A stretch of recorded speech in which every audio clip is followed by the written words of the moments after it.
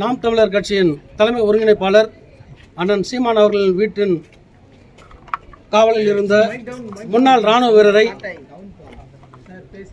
காவல் ஆய்வாளர் அத்துமீறி ஒரு ரவுடியை, ஒரு தீவிரவாதியை பிடிப்பது போல பிடித்து இழுத்து அவர் அடித்து சாதியின் பெயரை சொல்லி நீ நாடாரா நாடாரா என்று சாதியின் பெயரை சொல்லி அதில் இன்னொரு வார்த்தை சொல்லியிருக்காரு.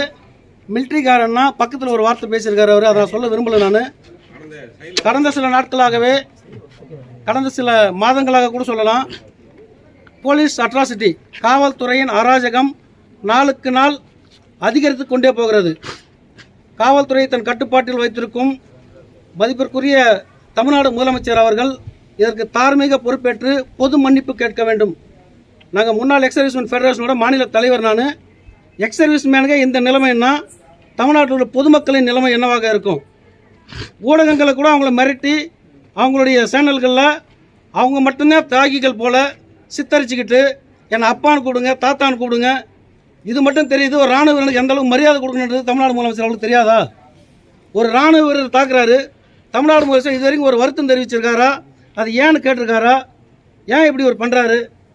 தமிழ்நாட்டில் முன்னாள் இராணுவருக்கு இதுதான் மரியாதையா? ஏற்கனவே கூட நான் 2 முறை ப்ரெஸ்ஸை சந்திச்சிருக்கேன். நான் ப்ரெஸ் மீட் கொடுத்துருக்கிறேன் போலீஸ் அட்ராசிட்டின்றதை பற்றி. காவல்துறையை முன்னாள் இராணுவ வீரர்கள் நண்பர்களாக தான் பார்க்குறோம். காவல்துறையின் சூழ்நிலையோ என்னவோ தெரியல, அவங்களுக்கு வர அழுத்தமாக என்னன்னு தெரியல. இவர் ஒரு கட்சிக்காரர்கள் மீது என்ன கோபம் இருந்தாலும் சரி, அவர் மீது காட்ட வேண்டிய கோபத்தை ஒரு இராணுவ மீது காமிச்சிருக்காங்க. இந்த அராஜக போக்கை முற்றிலும் கண்டித்து தமிழ்நாடு மட்டுமல்லாமல் இந்தியா முழுவதும் உள்ள அனைத்து முன்னாள் இராணுவ சங்கங்களையும் ஒருங்கிணைத்து நான் கண்டன ஆர்ப்பாட்டம் செய்வேன் என்பதை இதன் மூலம் மதிப்பிற்குரிய தமிழ்நாடு முதலமைச்சர் அவர்களுக்கு எச்சரிக்கை விடுக்கிறேன். அவங்க சம்மன் கொடுக்க வந்திருக்காங்க. சம்மன் இஷ்யூ பண்ணுன்னு தான் சொல்லுது சட்டம். சம்மன் இஷ்யூ பண்ணல, சோத்தில் ஒட்டினாங்க. பார்க்க வேண்டியவங்களுக்கு அந்த விஷயம் போயிடுச்சு. அதுக்கப்புறம் அவங்க கிழிக்காமல் போகிறாங்க. அது இவருக்கு என்ன வந்தது? இவருக்கு எல்லாரும் இன்றைக்கி சேனலில் பார்த்துருப்பீங்க, பொதுமக்கள் எல்லாருமே பார்த்துருப்பீங்க. தரதரான அடித்து இழுத்துட்டு போயிட்டு துப்பாக்கி வச்சிருந்தார். தீவிரவாதிகள் ஓடி பிடிக்க வேண்டியது தானே? துப்பாக்கி ஓடி பிடிக்க வேண்டியது தானே? கஞ்சா வைக்கிறவங்க பிடிக்கிறதில்ல, கஞ்சா குடிக்கிறவங்க பிடிக்கிறதில்ல, கொலை கற்பழிப்பு சம்பவத்தில் ஈடுபடுறவங்க பிடிக்கிறதில்ல. அதுக்கெல்லாம் இல்லாத போலீஸ் இராணுவ வீரர் அனுமதியோடு லைசன்ஸோடு துப்பாக்கி வச்சிருக்காரு. அந்த துப்பாக்கி எடுத்து கொடுக்க தான் அவர் முயற்சி பண்ணுறாரு.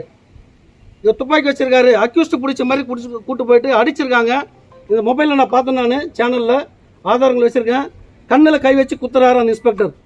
அந்த இன்ஸ்பெக்டர் பார்க்கும்போது எனக்கே பயமாக இருக்குது. அவர் இன்ஸ்பெக்டர் தானா அல்லது போலியாக சீருடை அணிந்து வந்திருக்காரான்னு சொல்லிட்டு யாராவது அனுப்பி வச்சாங்களா? இவர் இன்ஸ்பெக்டர் தானே எனக்கு ஒரு சந்தேகமாக இருக்குது.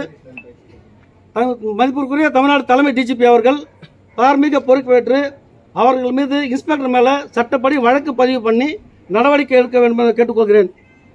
வருகின்ற இன்னும் சற்று என்னுடைய சங்கத்தில் இல்லாத ஆலோசனை பேசி முடிவு பண்ணிவிட்டு கட்டாயம் நாங்கள் இந்தியா முழுவதில் முன்னாள் இராணுவ ஒருங்கிணைச்சு கண்டன ஆர்ப்பாட்டம் நடத்துவோம் தமிழ்நாடு அரசுக்கு எதிராக. டிஜிபி ஏதாவது மீட் பண்ணி அதை லெட்டர் ஏதாவது கொடுக்க போகிறீங்களா? ஆமாம், கண்டிப்பாக டிஜிபி மீட் பண்ணி நான் கம்ப்ளைண்ட் கொடுக்க போகிறேன். நான் இப்போ இந்த ஊடகங்கள் வாயிலாக அவர் பார்த்துருப்பாரு. என்னங்க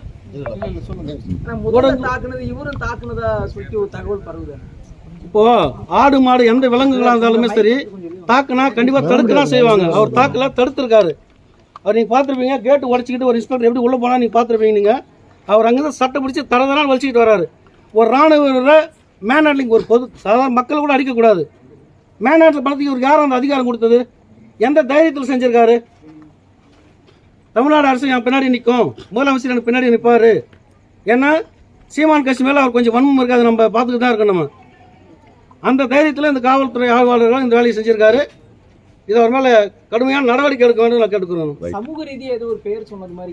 ஆமாங்க, நீ நாடாரான்னு சொல்லி அவர் ஜாதியை சொல்லி அவர் ஜாதி வன்கொடுமை தீண்டிருக்காரு. அவர் ஒரு காவல் ஆய்வாளர்கள் கட்டாயம் இப்படி நடந்துக்க மாட்டார். ஏன்னா காவல்துறை இப்படி செய்ய மாட்டாங்கன்னு நான் நம்புகிறேன். நான் ஓரளவுக்கு நம்புகிறேன். நான் அதிகபட்சமாக இன்றைக்கி தவறு செய்தது இன்ஸ்பெக்டர் லெவலில் தான். அதிகாரிகள், காவல் அதிகாரிகள், IAS IPS படித்த அதிகாரிகள் கரெக்டாக இருக்காங்க.